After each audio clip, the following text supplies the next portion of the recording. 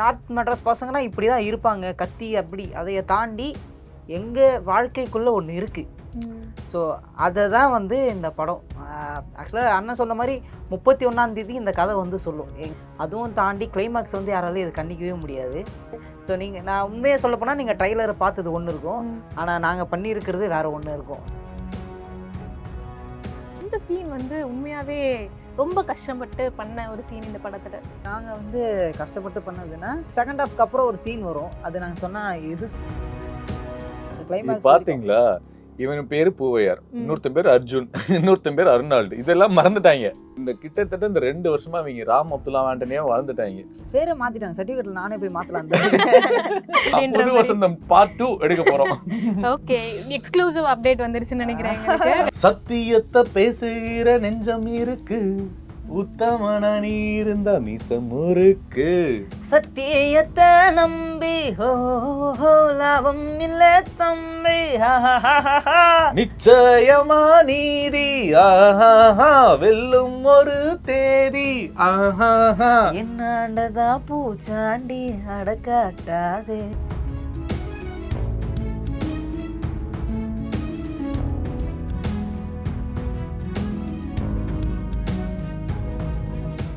அப்பவும் இப்பவும் எப்பவும் சென்னை அதிரடி கலெக்ஷன் சரவெடி செலிப்ரேஷன். இந்த படத்தோட டைட்டிலே வந்து பல பேருக்கு நிறைய கொஸ்டின்ஸை வந்து எழுப்பி இருந்தது.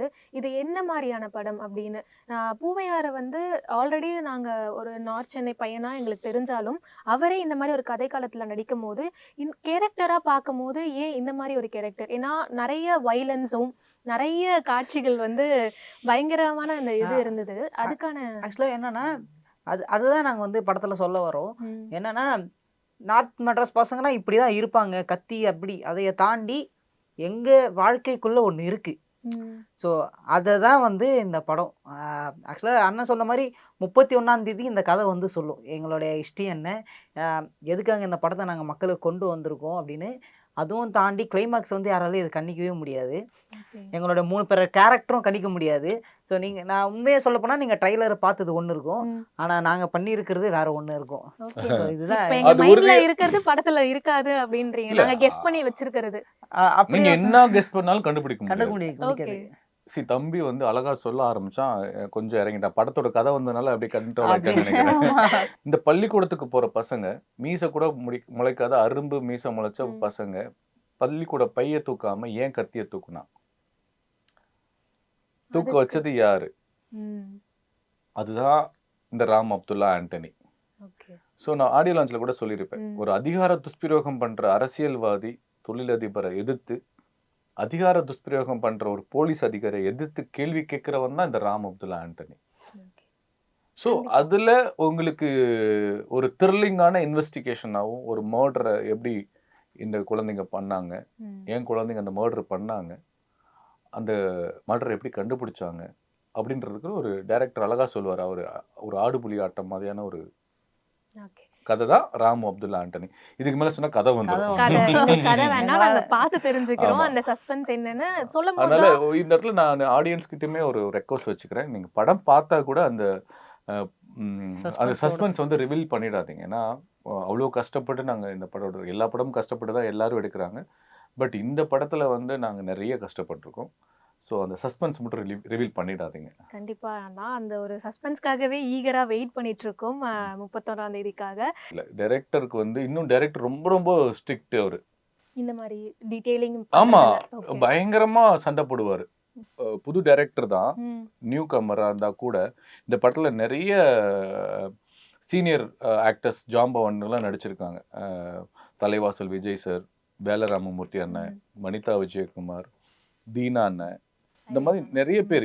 இந்த 3 பசங்க மட்டும்தான் புதுசு, மற்ற எல்லாருமே நாங்கள் எல்லாருமே பழைய முகங்கள், கொஞ்சம் எக்ஸ்பீரியன்ஸ் ஆனாங்க. நான் கிடையாது, என்னை விட எக்ஸ்பீரியன்ஸ் ஆனவங்களும் இருக்காங்க. நீங்களும் எக்ஸ்பீரியன்ஸ் தானே, இவ்வளோ வருஷம் இருந்திருக்கீங்க. கண்டிப்பா எக்ஸ்பீரியன்ஸ்டுன்றதுக்கு நீங்களும் ஒரு ஹார்ட் ஒர்க்கிங் ஒரு பர்சன். இன்னுமே வந்து அந்த விடாமுயற்சி அப்படின்றது உங்ககிட்ட இருந்துகிட்டே இருக்கு இல்லையா?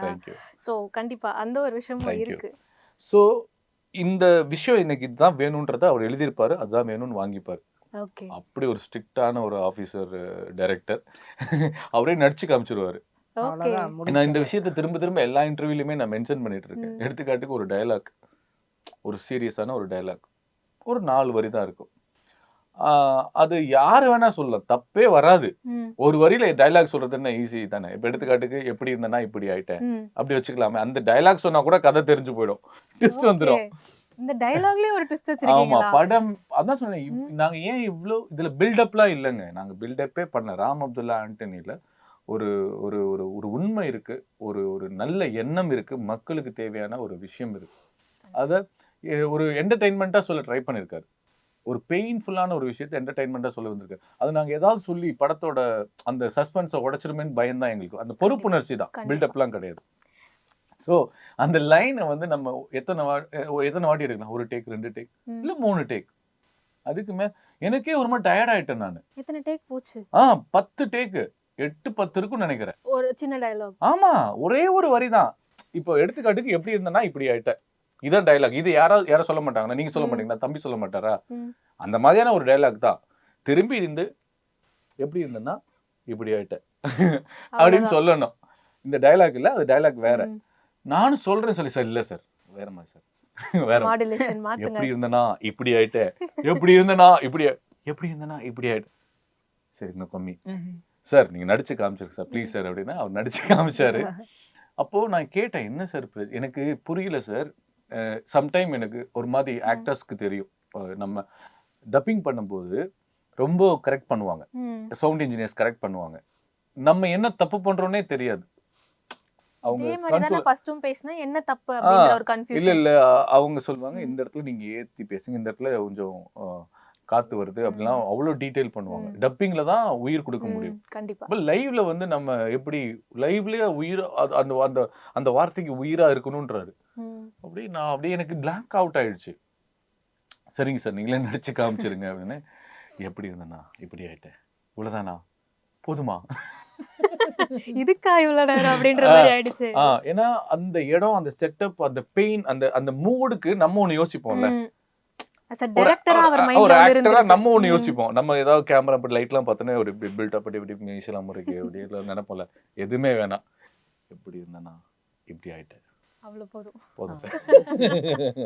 ஓகே. ஸோ அந்த அளவுக்கு கண்டிப்பா இவர் வந்து கடவுள் மட்டும் இந்த படம் ஹிட் ஆயிடுச்சுன்னா ஒரு நல்ல ஒரு முருகதாஸ் சார் மாதிரி ஒரு பெரிய டைரக்டரா வருவார். ஓகே. இந்த ஒரு வார்த்தையே வந்து நிறைய விஷயங்கள் சொல்லுது. அவன் இவர் சொன்னதெல்லாம் கம்மி, எனக்கெல்லாம் சிமிட்டுறதெல்லாம் நோட் பண்ணிருக்கு. ஓகே, இது டயலாக் இல்ல, கண் சிமிட்டுறதுக்கு. அவரே வந்து அவ்வளவு இல்ல எங்களுக்கு படத்துலயே சரி படத்துல அவ்வளவு அதிகமா டயலாக் இருக்காது, எங்களுக்கு ஃபுல்லா மாண்டேஜா தான் போகும்.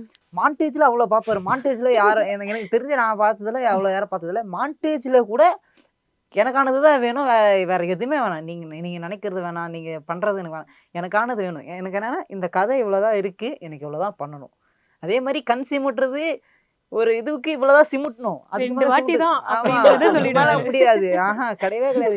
நமக்கு என்னன்னா கண்ணு எல்லாம் ஏறிட்டோம், எதனா நைட் ஷூட் பண்ணிட்டு இருக்கும் போது கண்ணுலாம் ஏறிட்டோம், எதனா ஏறிட்டோம், 2 வாட்டி தான். ஆனா அவர் அப்படி சொல்ல மாட்டாரு, அவ்வளவு ரகலா சொல்ல மாட்டாரு. தம்பி எனக்கு இவ்வளவுதான் வேணும், எனக்கு இவ்வளவு மட்டும் பண்ணி கொடுங்க, அவ்வளவுதான் பண்ணிட்டு போதும், அவ்வளவுதான். ஓகே. எந்த சீன் வந்து உண்மையாவே ரொம்ப கஷ்டப்பட்டு பண்ண ஒரு சீன் இந்த படத்துல? உண்மையா நாங்க வந்து கஷ்டப்பட்டு பண்ணதுன்னா செகண்ட் ஹாஃப்க்கு அப்புறம் ஒரு சீன் வரும். அது நாங்க சொன்னா எது சொன்னாலும் நாங்க மாட்டிப்போம், எது சொன்னாலும் மாட்டி. செகண்ட் ஹாஃப்க்கு அப்புறம் ஒரு சீன் வரும். அது நான் மட்டும் இல்ல, என் கூட இந்த ராம் அப்துல்லா அவனுங்க 2 பேருமே, நாங்க 3 பேருமே அதை அப்படி அவ்வளவு கஷ்டப்பட்டு தான் பண்ணோம். கிளைமேக்ஸ் பாத்தீங்களா, இவன் பேரு பூவையார், இன்னொருத்தன் பேர் அர்ஜுன், இன்னொருத்தன் பேர் அருணால்டு, இதெல்லாம் மறந்துட்டாங்க. இப்ப ஆண்டனி ஆமா, இந்த கிட்டத்தட்ட இந்த 2 வருஷமா இவங்க ராம் அப்துல்லா ஆண்டனியா வளர்ந்துட்டாங்க. பேரை மாத்திட்டாங்க, சர்டிபிகேட்ல நானே போய் மாத்தலாம். பூவையாருக்கு பதிலா வந்து நம்ம ஆண்டனி அப்படின்னு. இப்ப கூட எங்க டைரக்டர் கூப்பிட்டு என் பேர் என்னன்னு கேளுங்க, ஆண்டனி தான் சொல்லுவாரு. போன் பண்ணும்போது ஆண்டனி என்ன மாத்தி பண்ணிட்டீங்களா தம்பி, ஆண்டனி. ஷூட்டிங் ஸ்பாட்ல நாங்க ஒரு அடுத்த ஷாட்டுக்கு இன்னொரு ஷாட்டுக்கு இடையில கேப் இருக்குல்ல, நாங்க பேசி சிரிச்சுட்டு பாட்டு பாடிட்டு இருக்கும்போது கூப்பிடுவார் டைரக்டர், ஆண்டனி வாப்பான்னு பேசி சிரிச்சுட்டு இருப்போம். மறுபடியும் கிட்ட வந்து ஆண்டனி எங்க இருக்க வா, மறுபடியும் இவன் பேசிட்டே இருப்பான், நான் காதுலயே விழாது. கிட்ட வந்து ஆண்டனி கிளம்பு வா. என்னதான் கூப்பிட்டு இருக்காரா அப்படின்னு எழுந்து. ஓகே. எங்க இருந்தாலும் ஆண்டனி தான். ஆண்டனி என்னப்பா கிளம்பிட்டு, இப்ப நான் இன்டர்வியூ இருந்தா ஆண்டனி என்னப்பா கிளம்பிட்டியா இல்லையா, அது கூட ஹைலைட் கிடையாது. அவருக்கு நடுவுல ஹிந்தி வர வரும், ஆண்டனி கரோன்னு அது தெலுங்குடா டேய். காரு தெலுங்கு. ஆமா தமிழ் அவரு தவிர எனக்கு வேற எதுவும் தெரியாது. அவரு நானும் நோட் பண்ணியிருக்கேன். சம்டைம் நாங்க வந்து பெரிய பெரிய ஆர்டிஸ்ட்லாம் வந்து அவர் ஹேண்டில் பண்ணும்போது தீனா அண்ணன் வந்து லைட்டா கோவப்படுவார். நானுமே கோவப்படுவேன். எங்களை வந்து அவர் கொஞ்சம் cool பேலன்ஸ் down பண்றதுக்கு ஏதோ ஒண்ணு சொல்லி முடிச்சுட்டு நான் சார் என்ன சார் அப்படின்னு ஏதாவது ஒண்ணு சொல்லுவோம்ல, சீனுக்காக தான் சண்டை போடுவோம். இல்ல ஏதாவது எங்களுக்கு வந்து ரொம்ப நேரம் வெயிட் பண்ண வச்சிருவாரு, ஏதாவது சம்திங் இருக்கும், ஏதாவது ஒரு டிஸ்கம்ஃபர்ட் இருக்கும். அப்போ நாங்க தப்பா எடுத்துக்கூடாது, இயக்குனர் நாங்களாம் ஒரு அண்ணன் தம்பி மாதிரி பழகிட்டோம். அப்போ ஐயோ ஏன் சார் இப்படி பண்றீங்க, டார்ச்சர் பண்றீங்கன்ற மாதிரி பேசும்போது அவர் ஹிந்தியில ஏதாவது சொல்லுவாரு, ஏ ஜானே கிளி தோனி கிளி அப்படின்னு.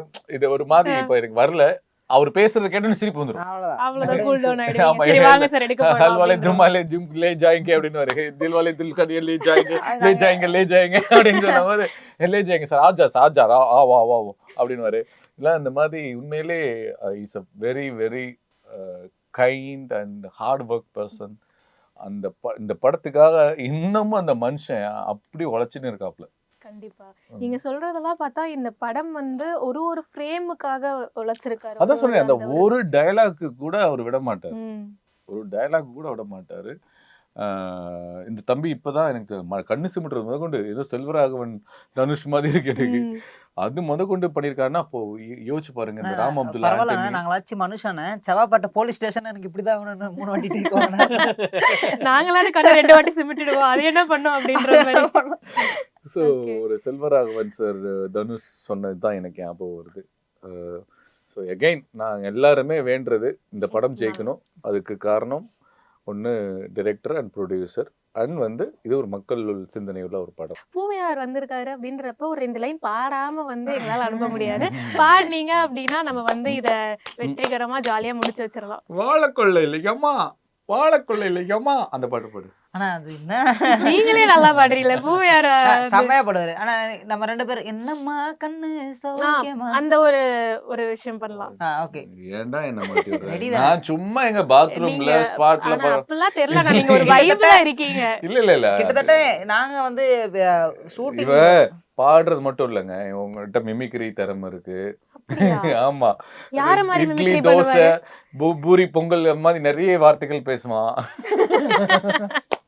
அதெல்லாம் வந்து நீங்க பீப் தான் போடணும். இப்ப வந்து அந்த பீப் போட வேணாம், நம்ம வந்து சாங் பீட்டுக்கு போலாம். வெள்ளிப்பானம் என்னிடத்தில் கொட்டி கிடக்கு, அடவெட்டி பய உன்னிடத்தில் என்ன இருக்கு, சத்தியத்தை பேசுகிற நெஞ்சம் இருக்கு, உத்தமன நீ இருந்த மிசம் இருக்கு, சத்தியத்தை நம்பி ஹோ லாபம் இல்ல தம்பி நிச்சயமா நீதி ஆஹா வெல்லும் ஒரு தேதி ஆஹா. என்னாண்டதா பூச்சாண்டி அடக்காட்டாதே. போதுண்டா சாமி. போதும், 2 பேரும் இந்த மாதிரி பாட விட்டு பாத்துக்கிட்டே இருக்கலாம் போல. அந்த ஒரு நாங்க வைப்லயே நிறைய இருக்கு. வந்து உண்மையா எனக்கு பாட பிடிக்கும். பட் முறையா பாட்டு கத்துக்கல. தம்பி அளவுக்குலாம் நான் கிடையாது. தம்பிலாம் கம்பேர் பண்ணவே கூடாது. நம்ம எல்லாம் வந்து பாத்ரூம் சிங்கர்ஸ். அது போதும், இது போதும் நம்மளுக்கு. ஆனா நாங்க அவ்வளவுதான். ஷூட்டிங் ஸ்பாட் கேப்ல நான் அவனை கூப்பிட்டு பாடுறான்னு சொல்லுவேன். இவனும் சலிக்காம பாடுவான். ஆனா எனக்கு என்ன ஆச்சரியம்னா, இவன் ஒரு 19 வயசு பையன் ஷூட்டிங் எடுக்கும்போது ஒரு 17-18 வயசு.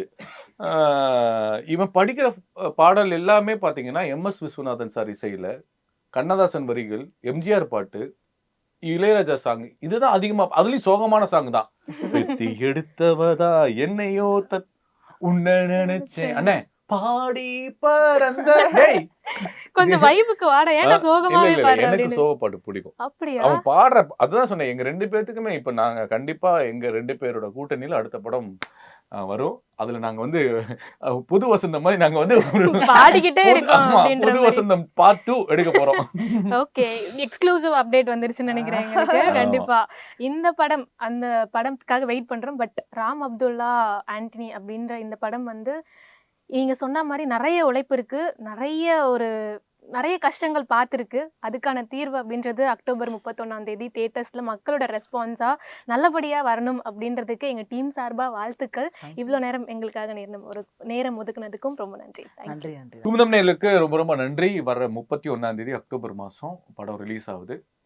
உங்களுக்கு நேரம் இருந்தால் தயவுசெய்து தேட்டரில் போய் ஒரு வாட்டி பாருங்கள். கண்டிப்பாக உங்களுக்கு பிடிக்கும்னு நான் நம்புகிறோம். பிடிச்சிருந்ததுன்னா அந்த சஸ்பென்ஸை ரிவீல் பண்ணாதீங்க. உங்கள் ஃப்ரெண்ட்ஸ் கிட்டே சொல்லுங்கள், படம் பார்க்க சொல்லுங்கள். Thank you so much. கண்டிப்பாக அண்ணன் சொன்ன மாதிரி படம் பார்த்துட்டு ரிவ்யூ பண்ணும்போது எங்களுடைய அந்த சஸ்பென்ஸை மட்டும் உடச்சிடாதீங்க. ஏன்னா அதை நம்பி தான் நாங்கள் இருக்கோம், எல்லாரும் இருக்கோம். அக்டோபர் 31 வந்து எல்லா தேட்டர்லையும் ரிலீஸ் ஆகுது. கண்டிப்பாக போய் பாருங்க. Thank you so much.